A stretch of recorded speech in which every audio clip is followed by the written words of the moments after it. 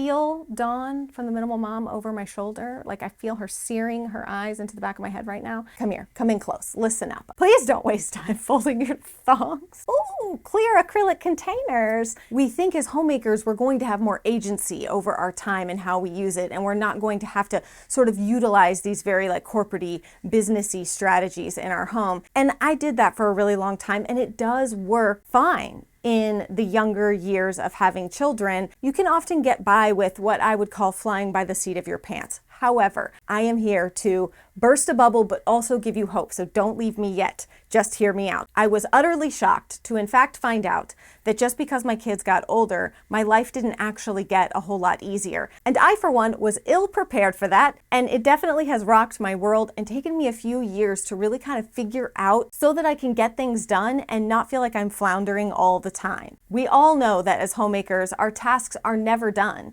There are always things that we could be doing, and we could just be puttering around doing things all the livelong day. I, for one, would prefer a little more margin with a little more time for things that I just want to enjoy, a little more time for serendipity to come in my life, and I don't know, do something magical. How do we achieve it, Angie? You've just burst my bubble that things were gonna get easier when my kids got older. Now you're telling me they're not. Well, what am I supposed to do about it? Well, the corporate speak and sort of translating that into our life as a homemaker, it gets kind of a bad rap. And here's the thing. Listen, these corporate people are nothing if they're not greedy with their time and money and want to be the most efficient, squeeze the most out of every last second. What is it? Lawyers bill in like tenths of an hour. And while there's no one to bill for our time, unloading the dishwasher, reloading it, cooking, meal planning, doing laundry, all of that, one of the ways that we can make these tasks more effective and more efficient is to utilize the strategy of batch work. One of the best examples I have for how batching things in your home can be so beneficial is with meal planning. I did a whole workshop about creating a capsule meal plan. I'll link that down below in the description box for you.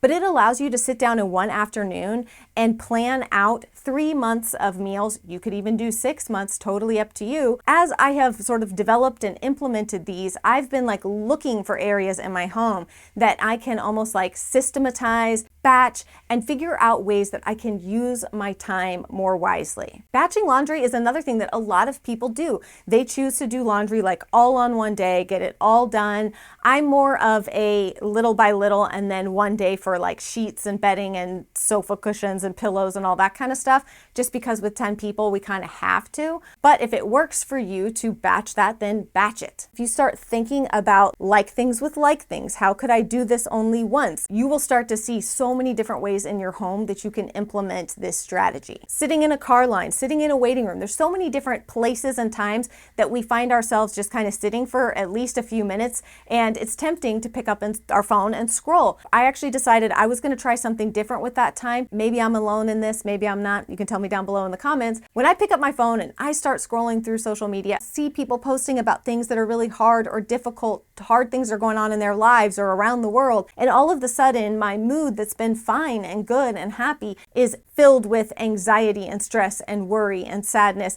and like that. I need to not let this little device control so much of my demeanor all the time. So I'm very conscious about the times I choose to open certain apps and engage in social media and things like that. So what I'm doing is attempting to replace that time that I would just be kind of mindlessly scrolling with something that's a little more productive and helpful for everything I've got going on. Using that time to add to your to-do list, check things off your to-do list, add things to your grocery list, or even do some meal planning or grocery shopping. There's so many apps now for everything that you can often take care of these things. One of my favorite is Thrive Market. They're sponsoring today's video. And let me tell you, if you are wanting to streamline your time and knock things out, especially if you need to buy groceries and household items with very specific things in mind, like maybe toxin-free deodorant, or maybe you've got food allergies, so you have to be very specific about groceries. Depending on where you live, those things can be very hard to find. Thrive Market is a membership-based online grocery store, but they have more than groceries. I just want to be very clear. They got a lot of different stuff. And of course, I do have a discount offer for you. It'll be down below in the description box, but you can go to thrivemarket.com/Angela Braniff,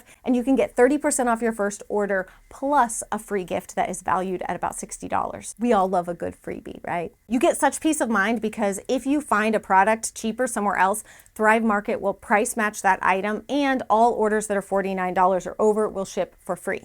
All right, I wanted to show y'all my order from this month. And yes, they do gift a membership to a family in need when you purchase your annual membership, which I love. I got a lot more like personal care products this month. Last month, I got a lot more food stuff. But like I said, they really have such a wide variety of things. And I love to, of course, try new things constantly. But I love to find little things for the kids as well. These fizzy baths, my kids are obsessed with them. And y'all also know that I'm super into shaving my face. So I love that I can find everything from food to skincare to pet stuff, all at Thrive Market at great prices. Like I said, technology is so helpful. One of the other ways that it can be so helpful to us as homemakers is by teaching us useful skills. I go on and on about this, and it's because it's just truly made such a difference. We're currently dealing with like a whole lot of broken stuff in our home that is beyond our ability to DIY.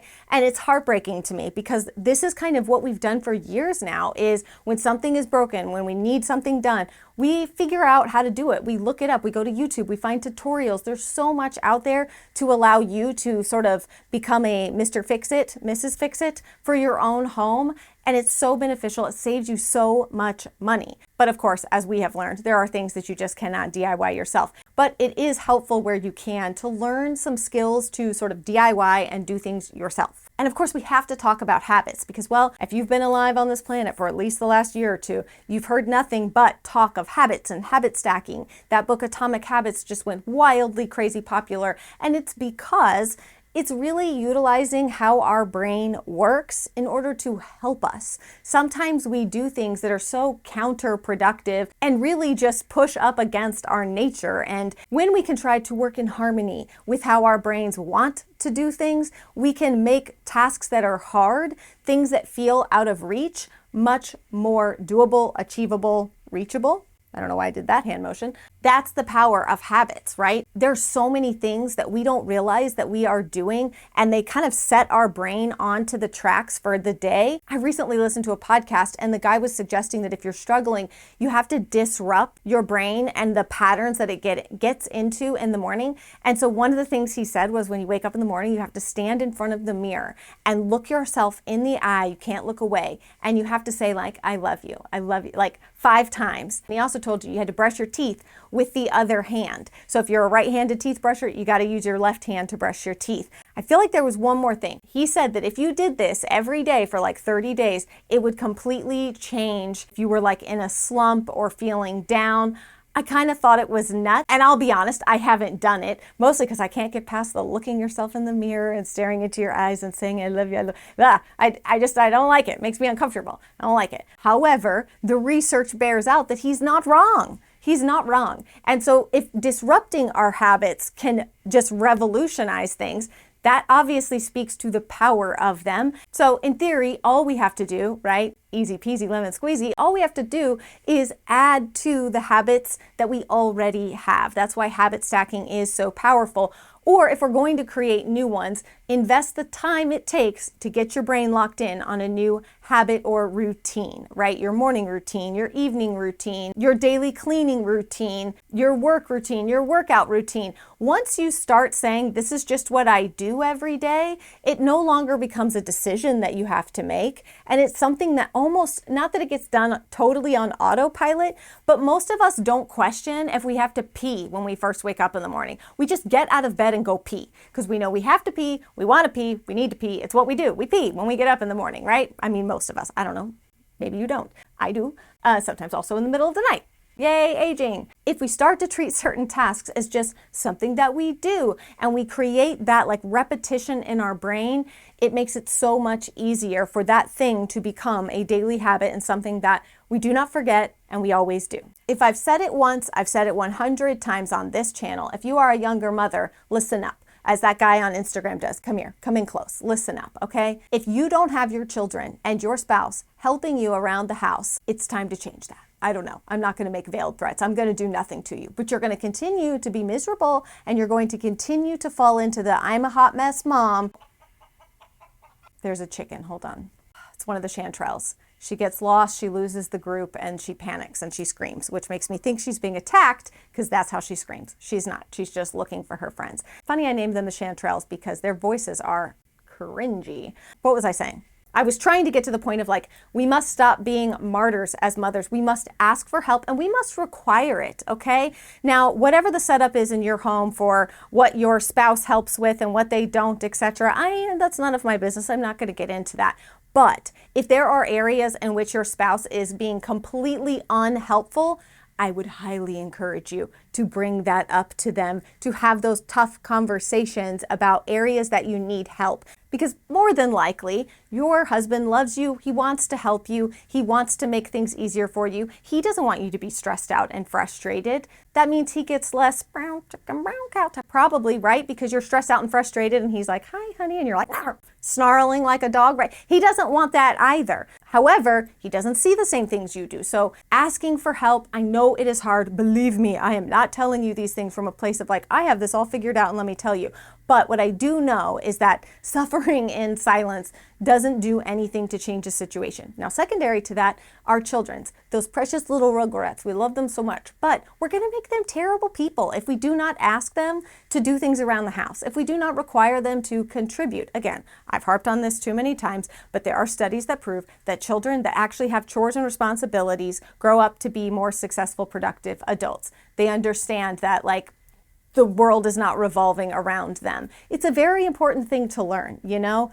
It's a very important thing to learn. I think it's very clear when you meet someone who is unaware that they are not the center axis of which everything is like orbiting around, right? They're the most obnoxious people. There's one thing that we can control when we raise our kids is, I think, you know, we can't control all the outcomes, but I do think we can put a heavy weight on the scale for not being obnoxious and self-centered. We can try at least, okay? What I want you to remember, if you feel like it's selfish of you, that like you're the mom, you should do these things, I don't know why you think that, but if you do, don't think that. Remember this, you love your kids so much, right? You don't want to make them miserable. You don't want them to have chores. You want them to enjoy life. Well, guess what's going to make them even more miserable? If they grow up feeling like their mother resents them. If you are resentful because you're getting no help, you're tired, you're exhausted, I think that's a far bigger burden for a child to bear. Even if you're not saying it, they can feel it. I think that's a far bigger burden for them to bear than it is to ask them to help out with some dishes and laundry and cleaning up after themselves, okay? I'm off my soapbox. We'll move on. I'm probably going to accidentally tick some people off with this one, but another trap that we can fall into and something that we need to like reverse course on, we live in like a highly, I don't even know what, it's not even a highly organized society, but we're so obsessed with organizing and organizing containers and stuff. Organizing stuff are the new office supplies, okay? All of us who loved like Lisa Frank and pencils and pens and stuff are all like, ooh, clear acrylic containers. We get so excited about organizing and labeling things and that. I love it too, okay? I love it too. This is like an anonymous meeting for people who love organizing stuff. It is very easy, even when you've decluttered your home, to get overly distracted and obsessed with organizing things perfectly and having things just so. We're talking about things that are wasting your time. That can be something that is wasting your time. An example I'll give you in case you're like, thanks, Angie, that's clear as mud. An example I'll give you is that I'm taking the time to like KonMari fold small children's clothing and like perfectly organize it is fun. But it doesn't stay that way. One of the biggest gifts you can give to yourself is to toss those clothes in the drawer. Now, I'm a firm believer in like having a shirts drawer, a pants drawer. We need some organization here, but perfectly tidy, perfectly folded. I have a friend, I love her dearly. If she's watching this, I doubt she is, but just in case she is, this is not an insult, but she is one of the most like organized type A people I've ever met in my life. She would fold her tiny little thongs, the little I'm talking like G-string, okay? I'm talking like strings with a little shape in the front, okay? She'd fold those and neatly put them in her drawer. And I thought, my God, it's so much effort to fold that and keep it together. It's this big. It looks like a piece of doll clothing or something. It's wild. Okay, so to me, that is something that if she's not stressed out, go on with your bad self. But if you're stressed out and overwhelmed, please don't waste time folding your thongs. Another way that we waste time, and hello, it me, if you feel personally attacked, I'm very sorry. I don't mean to personally attack you. These are things that I've done and mistakes that I've made, and I'm just trying to save you from yourself if you're anything like me, okay? And one of those is excessive to-do lists.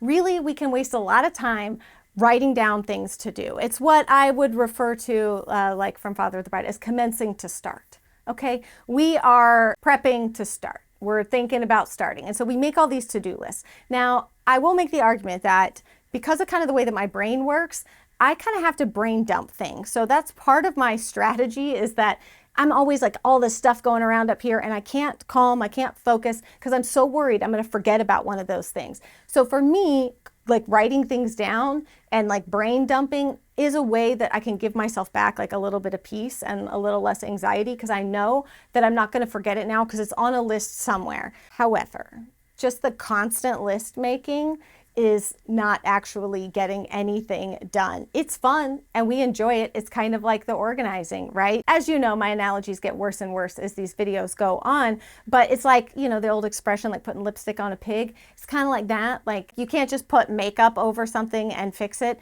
You often have to like fix the underlying thing, and then makeup just adds to it and makes it look nicer. But makeup isn't going to fix the underlying thing, right? I've gone so off the rails. My point is that constant to-do lists are not going to actually get anything done. They give you this false sense of accomplishment because you've written things down, but you didn't actually do anything. So, you know, sometimes we got to tough love ourselves out of our constant to-do lists and start actually to-doing. One of the things I am most guilty of, and I can feel Dawn from the Minimal Mom over my shoulder, like I feel her searing her eyes into the back of my head right now, is the shuffling, constant shuffling of things from one room to another. Because I don't have like the proper structure and organization, and I keep thinking, well, if I move these things here, then I'll be able to. Now, granted, these are work things, so I can't just get rid of these things, okay? But I can still feel her eyeballs on the back of my head right now as I'm saying this. The constant shuffling of things, like, let me just take all this stuff out here. That'll be a better place for it. Nope, let me just take this stuff back in the house. That'll be a better place. Nope, let me just, and it's just this constant back and forth. It's one of the things that I struggle with the most, and it's such a waste of time. I'm working on it, okay? See, I'm not telling you like, oh, I've got it all figured out, just do what I do. I'm saying like, these are the things that are sucking the life out of us. And I don't always have an exact answer for all of them. The constantly shuffling of things is a constant issue for me. I'm working on that. That brings us to time blocking, which is one of the most loved strategies for people. Well, some people love it, some people don't. Now, I will tell you that I really do think that in most situations, it is the best use of time.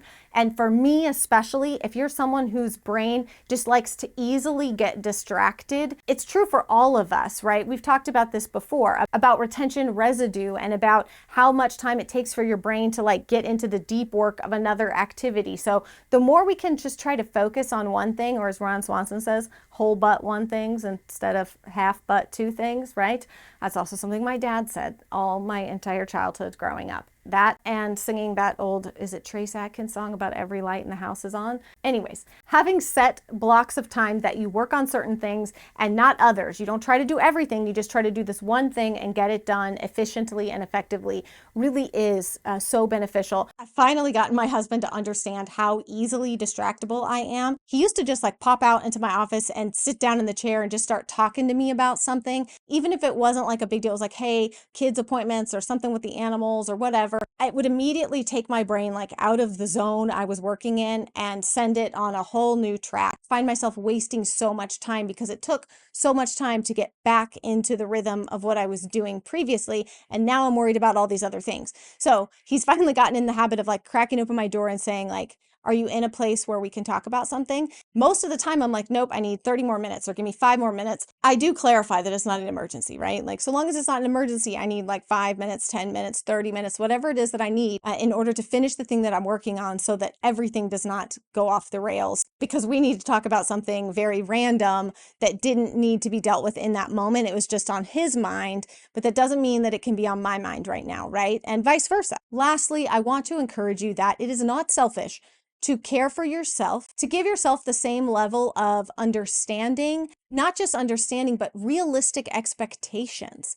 It is the number one reason why we are let down or anxious or feel dissatisfied, is because we have unmet expectations. And when we put unrealistic expectations on ourselves that are impossible to meet, can you think of a worse way to put yourself into like a mental spiral that you can't get out of? Is to set a standard so high you can't possibly achieve it and then beat yourself up for not achieving it.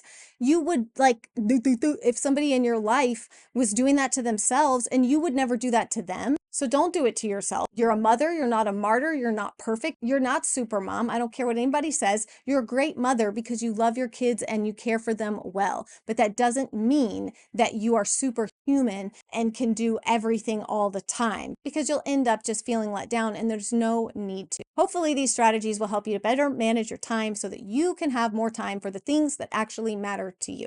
And don't forget to check the description box and go to thrivemarket.com/Angela Braniff, and you can get 30% off your first order and a free gift valued at $60.